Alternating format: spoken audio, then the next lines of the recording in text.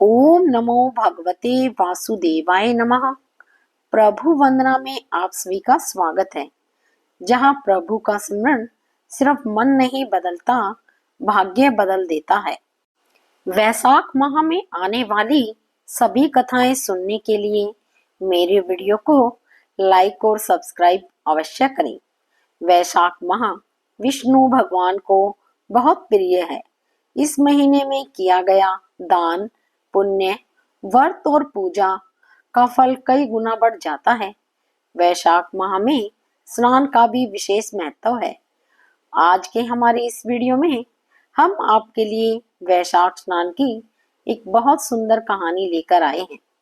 एक समय की बात है, किसी नगर में एक राजा था जो बहुत दयावान, धर्मात्मा और भगवान विष्णु का परम भगत था। वह हर वर्ष गंगा जी में वैशाख स्नान करता था। एक समय जब वैशाख मास आया, तब राजा ने निश्चय किया कि मैं इस नगर का राजा हूँ। मुझे पूर्ण अधिकार है कि मैं सबसे पहले गंगा जी में स्नान करूं। उसने सारे नगर में ढिंढोरा पिटवा दिया कि गंगा जी में सबसे पहले वह स्नान करेगा और बाद में सब। यदि कोई पुरुष उससे पहले स्नान करेगा तो वह अपना आधा राज्य उसे दे देगा, और यदि कोई महिला उससे पहले स्नान करेगी तो वह उससे विवाह कर लेगा। ऐसा कहकर राजा ने गंगा जी के घाट पर पहरा कड़ा करवा दिया। पहरेदार सारी सारी रात गंगा जी पर पहरा देते और राजा सुबह सबसे पहले घाट पर आता और स्नान करता। परंतु उसे घाट गीला मिलता था और पानी हिलता हुआ। राजा ने घाट पर पहरा कड़ा करा दिया, परंतु रोज का यही नियम था, क्योंकि घाट के किनारे पेड़ पर एक बंदरिया रहती थी, जो रोज सुबह सबसे पहले गंगा जी में स्नान करती थी। अपने पिछले जन्म के कुकर्मों से उसे बंदरिया का जन्म मिला था और उसे अपना पिछला जन्म भी याद था। वह भगवान विष्णु की भक्त थी, इसलिए वैशाख स्नान करती थी। देखते ही देखते वैशाख मास समाप्त होने को आया। एक दिन एक सिपाही ने बंदरिया को स्नान करके निकलते हुए देख लिया और उसको पकड़ लिया। राजा के आने पर उसे बताया गया कि यह आपसे पहले यहाँ स्नान करती है। बंदरिया को देख राजा को आश्चर्य हुआ। तब बंदरिया ने इंसान की भाषा में उसे सारी बात बता दी। अब जैसे कि राजा ने प्रण लिया था, उसने बंदरिया से शादी कर ली। बंदरिया को यह पता था कि उसके वैशाख स्नान के फलस्वरूप वह रानी बनी है। राजा ने बंदरिया के साथ अपना पति धर्म निभाया। राजा की बहुत सी रानियां थी जो बंदरिया का मजाक बनाती थी। देवयोग से बंदरिया को गर्भ ठहर गया। धीरे धीरे 9 महीने का समय बीता और बच्चा होने का समय नजदीक आ गया। एक समय बंदरिया ने राजा से पूछा, जब बच्चा होने को होगा तो मैं आपको कैसे बताऊंगी। राजा ने बंदरिया के कमरे में एक घंटी लगवा दी और बोला, जब तेरे दर्द हो तो तू यह घंटी बजा देना, मैं आ जाऊंगा। तब बाकी रानियों ने घंटी देखी तो पूछने लगी, यह घंटी क्यों लगाई है। तो बंदरिया ने सारी बात उन्हें बता दी। रानी हंसने लगी और बोली, जरा बजा कर तो दिखा, राजा जी आते हैं या नहीं। बंदरिया ने घंटी बजा दी। राजा दौड़ा दौड़ा वहां आया और पूछने लगा, क्या दर्द हो रहा है। बंदरिया बोली, नहीं, मैं तो देख रही थी कि आप आते हो या नहीं। राजा यह सुनकर बहुत क्रोधित हुआ और गुस्से में उसने वो घंटी उतरवा दी। एक दिन बंदरिया को दर्द होने लगा तो रानियां बोली, तू आंखों पर पट्टी बांधकर लेट जा, इससे तुझे दर्द नहीं होगा। वैशाख मास के पुण्य के प्रभाव से बंदरिया ने एक बहुत ही सुंदर पुत्र को जन्म दिया। उसे देखते ही सभी रानियां चिढ़ गई, क्योंकि उनके कोई संतान नहीं थी। वे सोचने लगी, अब यह राजकुमार बनेगा और बंदरिया राजमाता बन जाएगी। सभी रानियों ने एक योजना बनाई और बड़ी रानी बच्चे को कपड़े में लपेटकर बाहर ले गई। दासी को बच्चे को देकर बोली, इसे नदी में बहा देना, ऐसा कहकर रानियों ने बंदरिया के पास एक पत्थर रख दिया। जब राजा आया और पूछने लगा कि क्या हुआ, तब रानियां बोली, इस बंदरिया ने तो एक पत्थर जना है। पत्थर देखकर राजा ने सोचा कि जब बाकी रानियों को ही बच्चा नहीं हुआ तो इस बंदरिया को कैसे होगा। उधर जब वह दासी बच्चे को नदी में बहाने लगी तो उससे ऐसा नहीं किया गया। दासी ने देखा कि नदी के किनारे एक कुम्हार मिट्टी के बर्तन बना रहा है। दासी ने मिट्टी के बर्तन में बच्चे को रख दिया और वहां से चली गई। कुम्हार ने जब बच्चे के रोने की आवाज सुनी तो वह बच्चे को देखकर बहुत प्रसन्न हुआ, क्योंकि उसके यहाँ कोई संतान नहीं थी। अब कुम्हार और कुम्हारिन उस बच्चे का से लालन पालन करने लगे।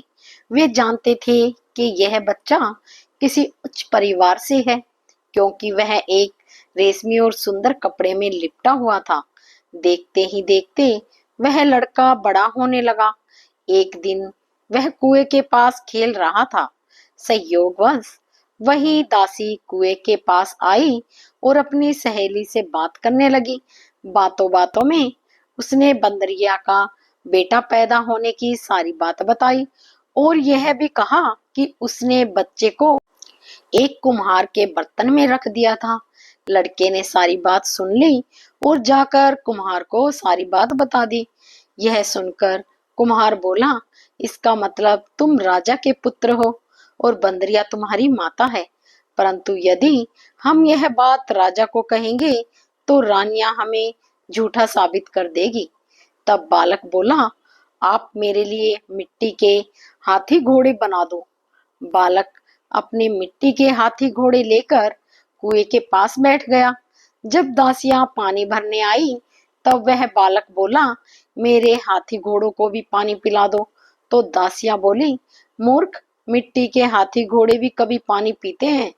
तो वह लड़का बोला, यदि राजा यह मान सकता है कि बंदरिया के बच्चे की जगह पत्थर पैदा हुआ है तो मिट्टी के हाथी घोड़े भी पानी पी सकते हैं।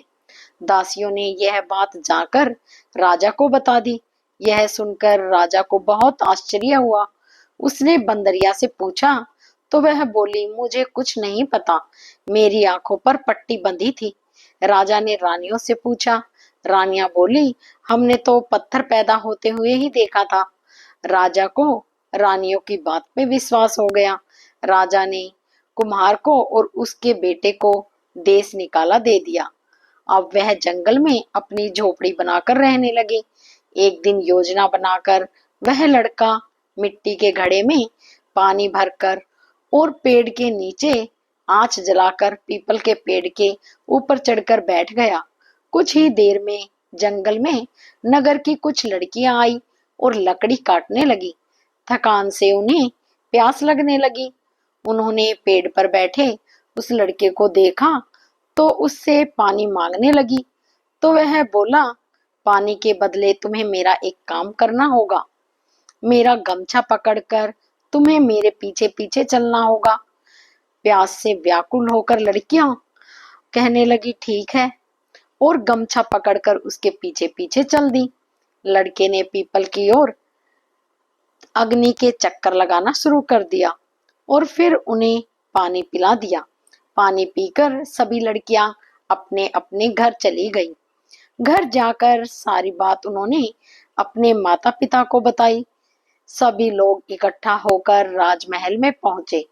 वहां राजपुरोहित जी को सारी बात बताई गई तो वह पूछने लगे, पीपल के साथ क्या वहां अग्नि भी थी? तो लड़कियां बोली, हाँ, वहां अग्नि भी थी। राजपुरोहित जी बोले, इन सभी लड़कियों का विवाह उस लड़के से हो गया है। अब राजा सभी के साथ उस लड़के से मिलने जंगल में पहुंचा और बोला, तुमने इन सभी से विवाह किया है? लड़का बोला, हाँ, मैंने इन सभी से विवाह किया है। राजा बोला, अब तुम्हें इन्हें अपने साथ रखना होगा। लड़का बोला, तो जंगल में यहाँ वहां भटकता रहता हूँ, मेरे पास तो घर भी नहीं है, इन्हें कहाँ रखूंगा?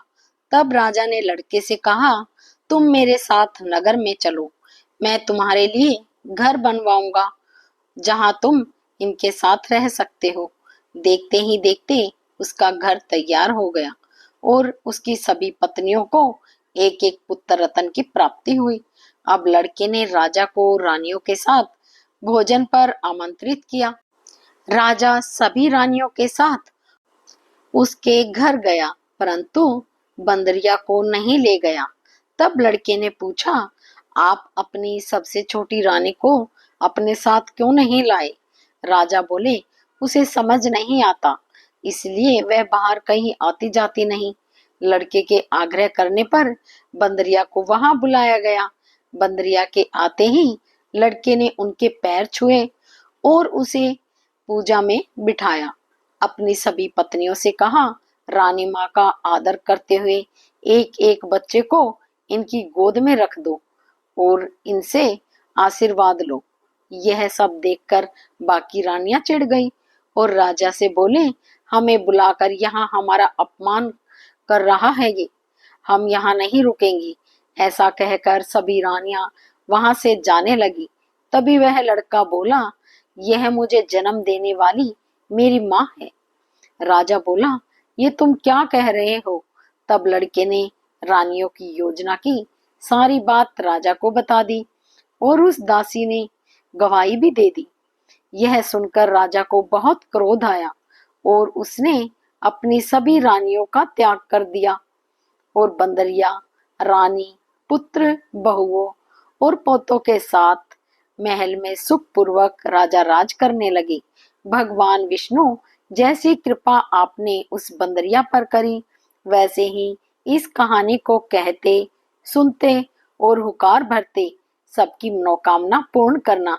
जय हरि विष्णु।